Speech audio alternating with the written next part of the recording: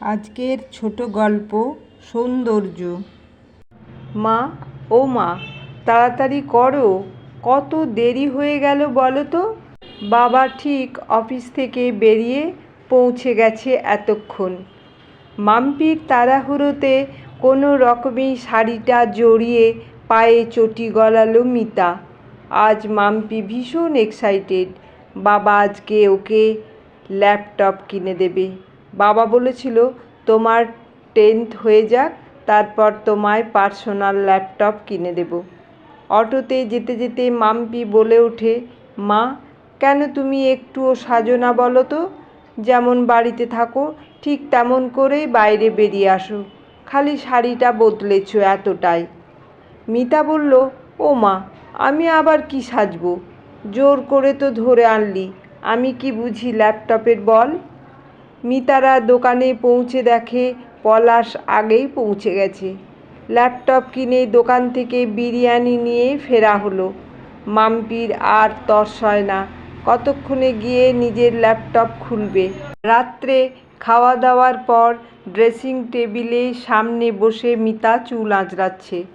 নিজের চেহারা আয়নায় দেখে কত পুরনো কথা মনে পড়ে যাচ্ছে। আজকাল মাম্পি বড় হচ্ছে, প্রায় সময় অনুযোগ করে, মা, তুমি কেন সাজগোজ করো না? আমার বন্ধুর মায়েরা স্কুল আসে, কত রকমের ড্রেস পরে আজকাল, অন্তত একটু আধটু তো সাজতে পারো। আজকাল চেষ্টা করে মিতা মাম্পির স্কুলে গেলে একটু সেজে গুজে যাবার। ছোট থেকে মিতা এটাই শুনে আসছে, 4 ভাই বোনের মধ্যে সব থেকে কুৎসিত মিতা। আমাদের ভারতবর্ষে কালো, বেঁটে ও মোটা মানেই সে বাজে দেখতে। এখনও ইংরেজদের প্রভাব বড়ই প্রবল মানুষের চেহারার ক্ষেত্রে। বড়দা, তারপর দিদি, আর তারপর ছোটদা, সবাই লম্বা ফর্সা। মায়ের চেহারা পেয়েছে, বাবা ফর্সা না হলেও বেশ লম্বা। কি করে যেন মিতা এত বেঁটে হয়েছে, সবাই বলে ঠাকুমার মতো। গ্র্যাজুয়েশনে পড়ার সময় থেকেই বাবা পাত্র দেখছেন। বহুজন দেখে যায় আর গিয়ে খবর দেয় পছন্দ নয়। নিজেকে মিতার চোর চোর মনে হতো। তার মধ্যে হঠাৎ বাবার চলে যাওয়া, বড় বৌদি ঠেস দিয়ে কথা, কি যে দিন কাটতো তখন। দিদিও বাপের বাড়ি এলে বলতো, একটু খাওয়া দাওয়া কমা, এক্সারসাইজ কর। খুব কষ্ট হতো মিতার। মাও যেন বড়দা বৌদি সবার ভয়ে চুপ করে থাকতো। খালি ছোটদাই যা একটু ভালোবাসত।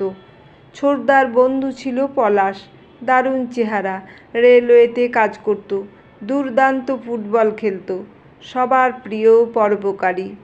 পলাশের বোনের বিয়ে, ছোটদা গেছে বিয়ে বাড়ি, বড়দা বৌদিও গেছে। মিতা কোথাও যেতে চায় না, কেউ জোরও করে না। হঠাৎ ফোন ছোটদার। মিতা মোবাইল কানে নিতেই ছোটদা বলল, মাকে দে শিগগিরি। মিতা দৌড়ে মাকে গিয়ে ফোনটা দিল। মা ফোনে কথা শুনতে শুনতে চেয়ারটাতে বসে পড়লেন। মিতা জিজ্ঞেস করলো, কি হলো মা? মা খালি বললেন, তোর কপাল খুলল রে মিতা, বলে কাঁদতে লাগলেন। পরে ধীরে সুস্থে সব বললেন। পলাশের বোনের যে ছেলেটির সাথে বিয়ে হচ্ছিল, সে আগে বিবাহিত ছিল।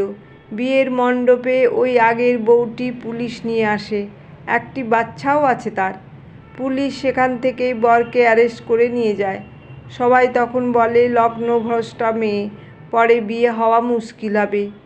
সেই সময় এই ব্যাপারটা মানুষ খুব বাজেভাবে দেখত। পলাশ সেই সময় হাত জোর করে সবাইকে বলে সেই মুহূর্তে একটি পাত্রের ব্যবস্থা করতে। তখন মিতার ছোটদা বলে, আমি রাজি আছি তোর বোনকে বিয়ে করতে, কিন্তু ঠিক 1 সপ্তাহ পরে আমার বোনকে তুই যদি বিয়ে করিস। তারপর 1 সপ্তাহ পরে মিতার পলাশের সাথে বিয়ে হয়ে গেল। পলাশ কিছু মাত্র অনুষ্ঠান করল না, বাড়িতে পুরোহিত ডেকে নমনম করে বিয়ে হলো। সারা পাড়া প্রতিবেশী পলাশকে ধন্য ধন্য করতে লাগলো। নিজের বোনের জন্য এমন কুৎসিত মেয়েকে বিয়ে করলো পলাশ। ছোটদাও খুব খুশি, পলাশের বোনও তো পলাশের মতো সুন্দর, পড়াশোনাও করেছে। সত্যি প্রতিটা মুহূর্তে মিতাকে শুনতে হচ্ছিল, মিতা কত ভাগ্যবতী, তা না হলে এই চেহারায় এমন বর ভাগ্য হয়? যে আসছে দেখতে সেই একবার করে নিশ্চয়ই শুনিয়ে যাচ্ছে এই কথা। শ্বশুরবাড়িতে মিতা শ্বশুর শাশুড়ি ছোট ননদ দেওর সবার কাছে ব্যবহারে প্রতি মুহূর্তে টের পাচ্ছিল নিজের সৌভাগ্যের কথা। মেয়েদের কত স্বপ্ন থাকে। বিয়ের পর প্রথম রাত, হ্যাঁ, পলাশ যথাসময়ে ঘরে এসেছিল, বিছানায় পাশটিতে শুয়েছিল, কিন্তু যেন রোবট, কোনো গল্প না, কথা না। সত্যি তো, পলাশের আর দোষ কি? এ তো এক শর্তের বিয়ে, এখানে মিতার মনের খবর কার কি দরকার? এত বাজে চেহারায় এমন বর ভাগ্য সত্যি কজনের হয়? অষ্টমঙ্গলার দিন বাপের বাড়ি গেল। মিতার দুটি বন্ধু এসেছিল, প্রথম রাতের কথা জানতে চাইছিল। একজন বলল, মিতা, তোকে হিংসে হচ্ছে সত্যি। দিদি বলল, শ্বশুরবাড়িতে মানিয়ে চলবি, তোর অনেক ভাগ্য এই চেহারায় এমন বর পেয়েছিস। সেই অতি ভাগ্যবতী মিতার মানিয়ে চলার শুরু। দেখতে দেখতে দেওরের বাইরে চাকরি, ছোট ননদের বিয়ে, শ্বশুর প্যারালাইসিস হয়ে বিছানায় ছিলেন 3 বছর, তারপর মারা যান। শাশুড়ি তার আরও বছর 5 পর মারা যান। অতি ভাগ্যবতী কুৎসিত মিতা মানিয়েই চলেছে।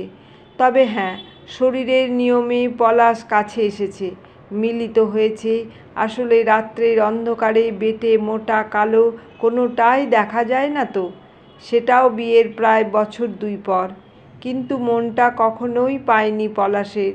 সব কর্তব্য করেছে পলাশ, তাতে কোনো খামতি নেই, কিন্তু মিতার যে একটা মন আছে তার খোঁজ কোনো দিনও নেয়নি। মাম্পি এসেছে বিয়ের বছর 5 পর। মাম্পি এখন মিতার সব কিছু।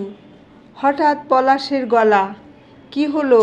কতক্ষণ লাইট জ্বালিয়ে রাখবে? কালকে একটু তাড়াতাড়ি অফিস যেতে হবে। মিতা তাড়াতাড়ি লাইট নিভিয়ে বিছানায় গেল। পলাশ পাশ ফিরে শুয়ে পড়েছে ততক্ষণে। আজকে মাম্পিদের রেজাল্ট বেরিয়েছে। মাম্পি খুব ভালো রেজাল্ট করেছে। মিতা আজ খুব খুশি। মাম্পির ফেভারিট গার্লিক চিকেন বানাচ্ছে। হঠাৎ মাম্পি রান্নাঘরে পেছন থেকে এসে জড়িয়ে ধরল মাকে। বলল, মা, তোমাকে একটা কথা বলেছিলাম, তোমার মনে আছে? মিতা অবাক হলো। কি কথা মাম্পি? মাম্পি বলল, আমি বলেছিলাম আমি যদি ভালো রেজাল্ট করি তাহলে তোমাকে আমার একটা কথা রাখতে হবে। মিতা মুচকি হেসে বলে ওঠে, ও এই ব্যাপার, আচ্ছা বলে ফেলো দেখি কথা রাখার মতো কিনা।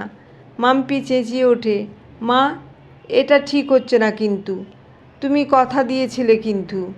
মিতা বলে, আচ্ছা বাবা, কথা রাখবো, বলে ফেলো।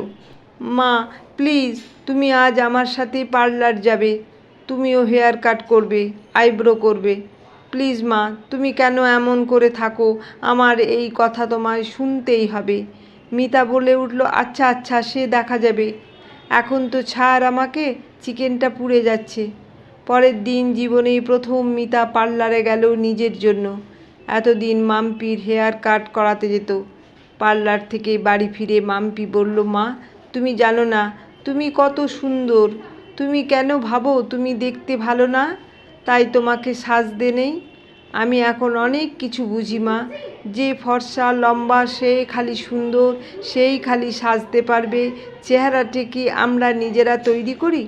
সেদিন তুমি ফোনে তোমার বন্ধু বনি মাসিকে বলছিলে, কি ভাগ্যিস মাম্পি বাবার মতো দেখতে হয়েছে, আমার মতো হয়নি। আমি শুনেছি মা। আচ্ছা বলো তো, আমি যদি তোমার মতো দেখতে হতাম তাহলে কি তুমি আমাকে কুৎসিত বলে ভালোবাসতে না?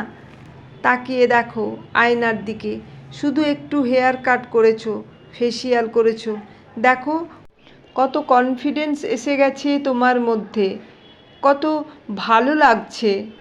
মা, পার্লার কাউকে ওপর থেকেই সাজাতে পারে মাত্র, আসল সৌন্দর্য তো থাকে মনে। আমি তোমার মধ্যে কনফিডেন্স আনার জন্যই খালি পার্লার নিয়ে গেছি। আসলে মা, তুমি তো ভেতর থেকে সুন্দর, খালি একটুখানি নিজেকে বদলাও মা, কখনো নিজেকে অসুন্দর ভেবো না। আজ সেই কুৎসিত মিতা, সেই ভাগ্যের জোরে হঠাৎ করে কপাল খুলে যাওয়া মিতা, সারাটা জীবন চোরের মতো, অপরাধীর মতো সবার সাথে মানিয়ে চলা মিতা নিজের ভেতর সুন্দর চেহারাটা খুঁজে পেল। হ্যাঁ, মাম্পি তো খুঁজে দিল। কখন কিভাবে মাম্পি সোনাটা এত বড় হয়ে গেল। দুহাত দিয়ে মেয়েকে জড়িয়ে ধরল মিতা।